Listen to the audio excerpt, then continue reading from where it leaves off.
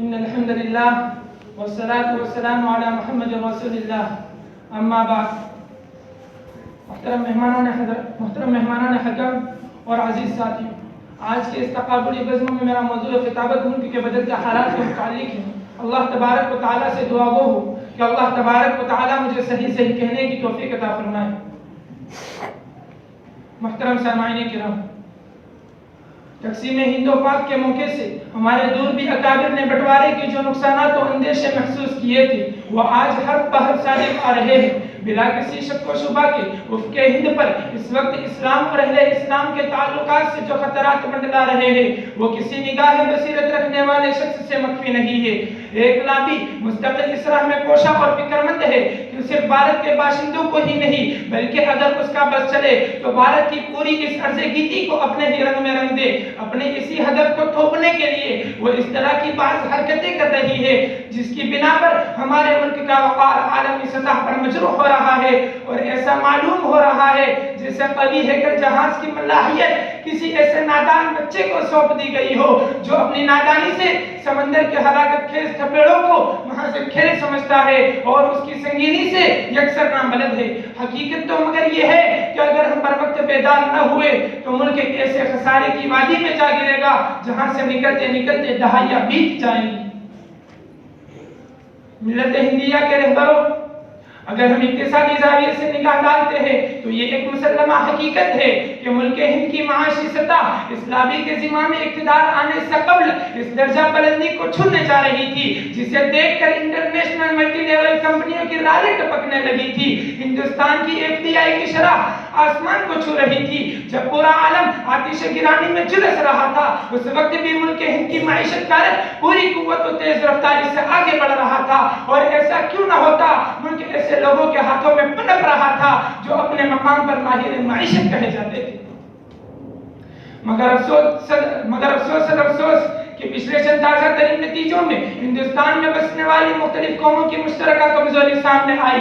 زمین پر نظر آنے والی فطری رفتار کی واقعی ترقی سے بالکل اثر پہ نظر کر لیا گیا اور محض کاغذ پر اور جلسوں کی چیخوں پکار میں دکھائی جانے والی مہم ترقی سامنے کر دی گئی جس نے لوگوں کی نگاہوں کو خیرہ کر دیا اور یہ مدرسہ آنے لگی. لمحوں نے خطائے کی، صدیوں نے سزا پائی. پھر اس کے بعد کیا تھا کہ فتنوں کا ایک ایسا لامتناہی سلسلہ شروع ہو گیا جو ٹوٹی ہوئی تسبیح کے گرد دانوں کی طرح تھمنے کا نام نہیں لیتا. آج ایک متوسط طبقے کا خوددار نوجوان آج واقع انعام شبینہ کا محتاج نظر آنے لگا ہے. ملازمتوں کی تلاش میں ٹانوٹویاں مارتے ہوئے تعلیم یافتہ نوجوانوں کی تعداد روز افزوں ہے.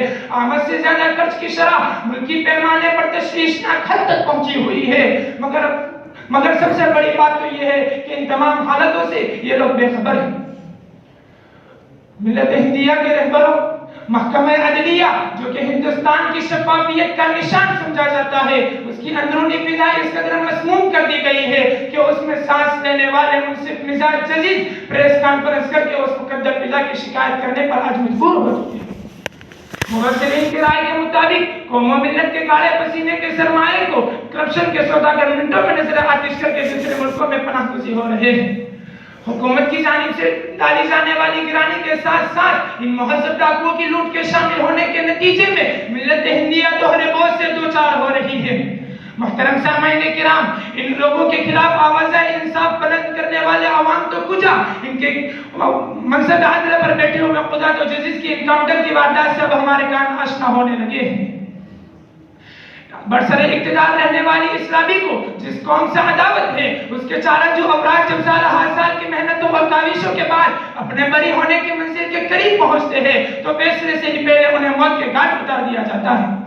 محترم سامعین کرام، بزور و جبر اگر واپسی کے تختے قائم کیے جا رہے ہیں، سادہ اقلیتوں کو ڈرا دھمکا کر مذہب تبدیل کرنے پر مجبور کیا جا رہا ہے، مسلمانوں کے عائلی مسائل میں بے جا مداخلت، ان کی شریعت سے ٹٹا، مسلمانوں کی عزت نفس سے کھلواڑ، احکام اسلام کے تحقان و تشنیع، عورتوں سے ہمدردی کے نام پر ان کے مذہبی حقوق سلب کرنے کی عیاری، علماء ربانی دین سے مسلم عوام کا رشتہ توڑنے کے منحوس ارادے، ہماری عبادت گاہوں کو مندروں میں اور مدرسوں کو مٹھوں میں تبدیل کرنے کی شاطریت اور نہ جانے اس قسم کے کتنے ہی شرارے غلامی اسلامی کے زمام اقتدار پر آنے کے بعد ہمارے سامنے آئے ہیں، جس نے ارشاد ربانی قد بدت البغضاء من افواہہم افواہہم وما تخفی صدورہم اکبر کی صداقت کو ہمارے دلوں کی گہرائی تک پہنچا دیا ہے۔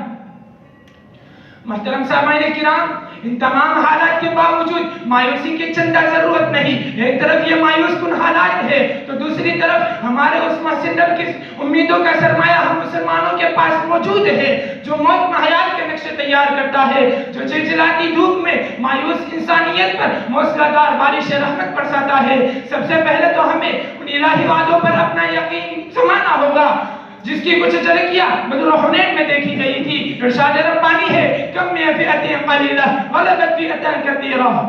اور دوسرا اپنے اندر اتحاد و اتفاق کا ثبوت دینا ہوگا، ہر ایک کی صلاحیت کا اعتراف کرنا ہوگا اور اپنے اندر وہ سانجھ ضربی کے مادے کو پیدا کرنا ہوگا۔ اور پھر بالآخر اور آخر میں یہ کہ جہاں ہمیں اسلام کے ایک ایک حکم کی قلبی عظمت ہمارا شعار ہو تو وہیں پر کفر و شرک سے طبعی نفرت بھی ہو، اور اللہ تبارک و تعالیٰ کو ہم نے اپنے ان کرتوتوں کی بنا پر ناراض کیا ہے تو اسے مجاہدوں، ریاضتوں اور عبادتوں اور مناجاتوں سے منانا ہوگا کہ انشاءاللہ پھر یہی وہ قافلہ ہوگا، پھر یہی وہ قافلہ ہوگا جو اپنے اسلاف کے نقوش پا پر چلتے ہوئے ہندوستان کے ماتھے پر اسلام کی مہر ثبت کر دے گا۔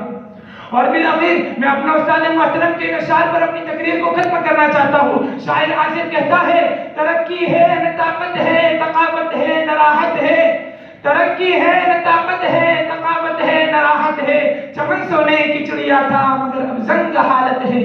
جو ڈالو پھوٹ لوگوں میں حکومت خوب چلتی ہے، جو ڈالو پھوٹ لوگوں میں حکومت خوب چلتی ہے، دبا دو حق کی آوازیں یہی گندی سیاست ہے۔ مسلمان ایک دہشت ہے وہ وحشت ہے عداوت ہے، مسلمان ایک دہشت ہے وہ وحشت ہے عداوت ہے، حقیقت تو مگر یہ ہے سیاست کی بناوٹ ہے۔ وآخر دعوانا الحمدللہ رب العالمین۔